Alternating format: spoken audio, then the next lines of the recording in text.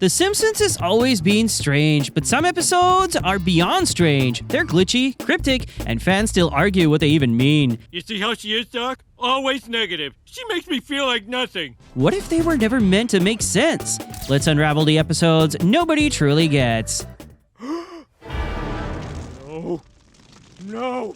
We have to go all the way back, not just to the 90s, but to where it all started. The episode opens up with Patty and Selma visiting the Simpsons' house as usual. Homer, desperate to avoid them, goes hiding. He looks around the living room, sees a bookshelf, then notices a strange shape behind it. A portal. Oh, so tight. He steps into it, and just like that, Homer enters a new dimension. A dimension filled with floating shapes, grids, and equations. Holy macaroni! Homer 3, the episode where Homer enters the third dimension. But here's the weird part. Why is there a portal to another dimension behind the bookshelf in the Simpsons' living room? Who built it? Why is it there? And why does no one ever mention it again? Homer starts floating in the void, panicking as usual. Bart arrives, sees Homer trapped inside the wall. He calls Professor Frink, who arrives with his usual tech talk, explaining that Homer has entered a 3D universe. That Homer Simpson has stumbled into the third dimension. But then Frink says something strange. He says the dimension is theoretical and highly unstable, and Homer must get out before it collapses. No. But how does Frink even know about this dimension? It's like he's been waiting for someone to find it. Homer tries to step carefully across the floating polygons, but then he trips over a cone. The floor breaks apart, shapes start spinning out of control, the grid tears open, and Homer falls into a swirling hole. And that's where it gets creepy, because he doesn't land back in the Simpsons' living room. He doesn't land in Springfield, he lands somewhere else entirely. A real-life street, real cars, real people. Homer looks around and says, erotic cakes, staring at a bakery window. But no one around him notices that he just fell from a portal in the sky. No one screams, no one reacts. They just walk by, like he's not even there, or like he's always been there. That detail always felt weird to me. If Homer really did fall out of his cartoon universe into our real world, where did he land? How come no one saw it happen? And why does the episode end right there with no explanation? This is where the adventure begins, because the real question isn't where Homer landed, it's when. The episode aired in 1995, right when 3D animation was becoming popular. Some fans think the ending was just a way to show off the new tech. But that explanation feels too simple. Because when you line up all the small details, too many things don't add up. Too many moments feel wrong, like something about this timeline broke and no one ever fixed it. So if I don't find my way out of here, I could be trapped in a fantasy forever? I'm afraid so. We never see Homer return from that real-world street. We never see Marge or Bart or Lisa pull him back. He just stays there, staring at cakes, which means there are now two Homers. One trapped in a 3D void and one that continues on in the next episode as if nothing happened. That's a paradox. Are you little... This show rarely plays with that kind of timeline logic, but when it does, it leaves clues, like in the Treehouse of Horror episodes. In Treehouse of Horror 5, Homer travels back to the prehistoric age with a toaster. He changes tiny details like stepping on a bug, and each time he returns, the present day has changed. Donuts rain from the sky, people have lizard tongues. Even when he thinks he fixed it, his family is just slightly off.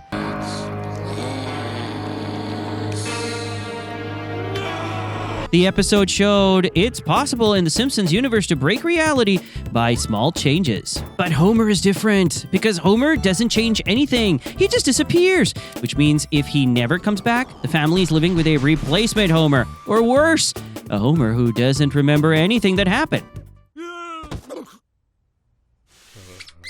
So I went deeper, and what I found wasn't just an explanation, it might be the real reason Homer is the way he is. Because this episode wasn't just a random 3D experiment.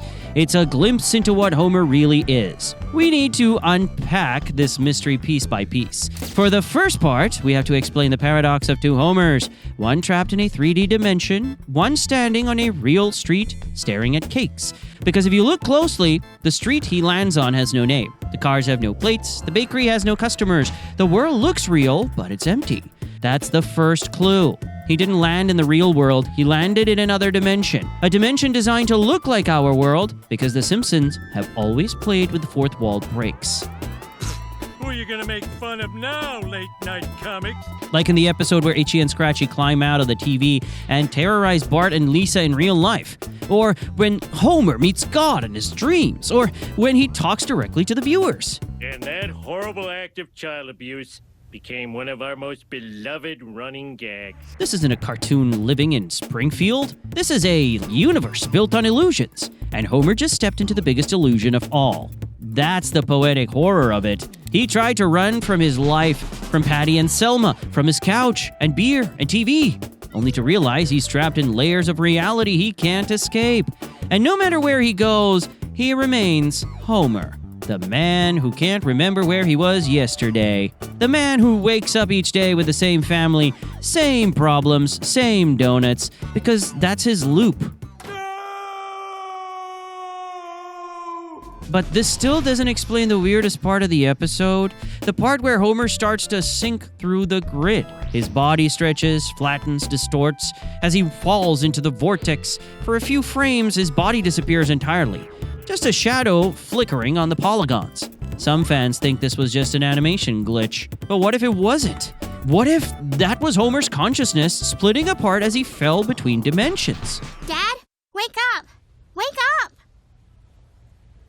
Because once you actually line up what happened, too many details don't add up. Too many moments feel wrong.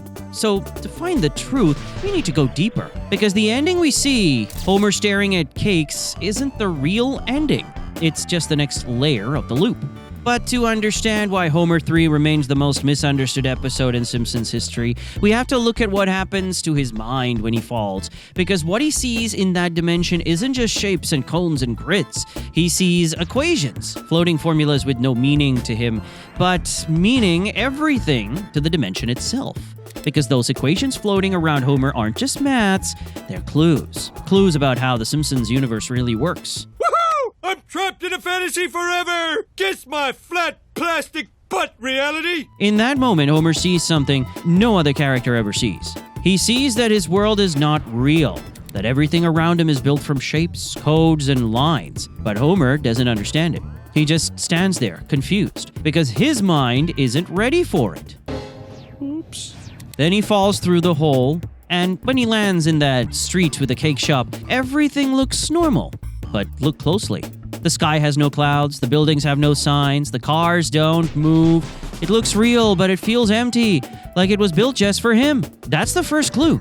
Homer didn't land in the real world. He landed in a fake world made to look real. In the next episode, Homer is back home again. No one talks about what happened. No one asks where he went. That's when fans started asking, is this the same Homer? Or is he a different version? Because if the real Homer is still stuck in that other place, then the Homer we see now is just another copy. We put all the craziness behind us, and now it's time to get back to what mattered.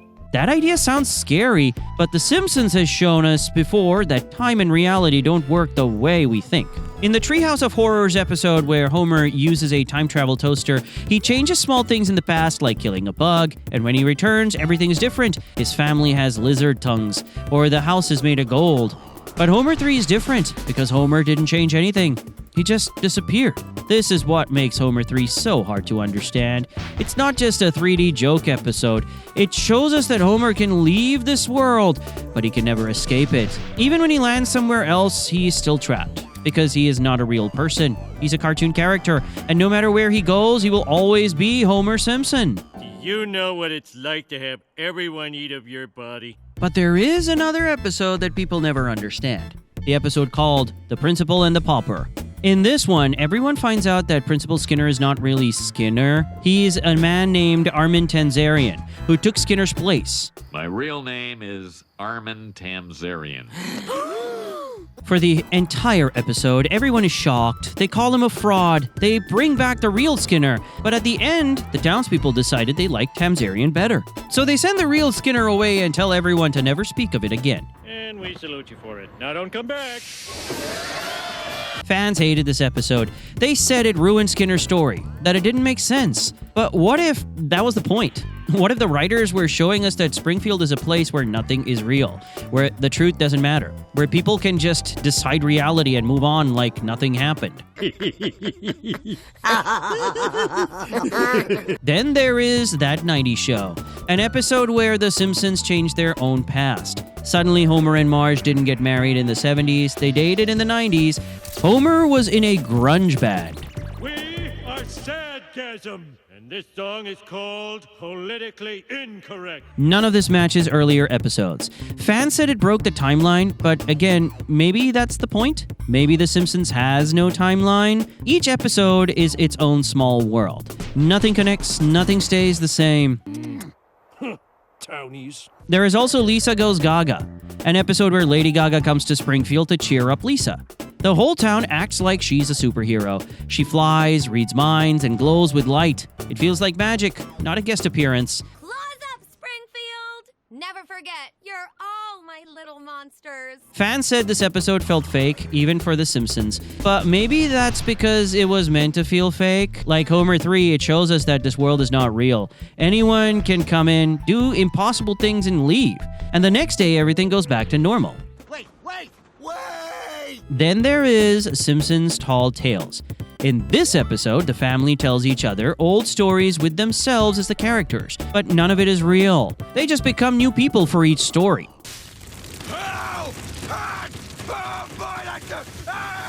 Homer becomes Paul Bunyan, Lisa becomes Sacagawea, Bart becomes Tom Sawyer. But what is strange is how easy it is for them to change who they are. It's like they don't have fixed identities. They can be anyone, anytime. Oh, this'll be good. Who put the beans in my bento? All these episodes have one thing in common. They show us that The Simpsons is not just a funny cartoon about a family. It's a world where reality has no rules, where people can change pasts, futures, and even who they are. That is why some episodes never make sense, because they're not meant to make sense. They're showing us the chaos of a world without truth. But that brings us back to Homer 3, because if reality has no rules in Springfield, then Homer didn't just fall into another dimension. He fell into the truth that he is not real, that he is just shapes and codes floating in nothing. And when he landed in that street staring at cakes, he accepted it. So if you ever feel confused watching these episodes, remember you're supposed to feel confused, because The Simpsons is not just a cartoon, it's a mirror showing us what life feels like when nothing makes sense and everything resets. What other episodes of The Simpsons do you find confusing? Share your thoughts in the comments below.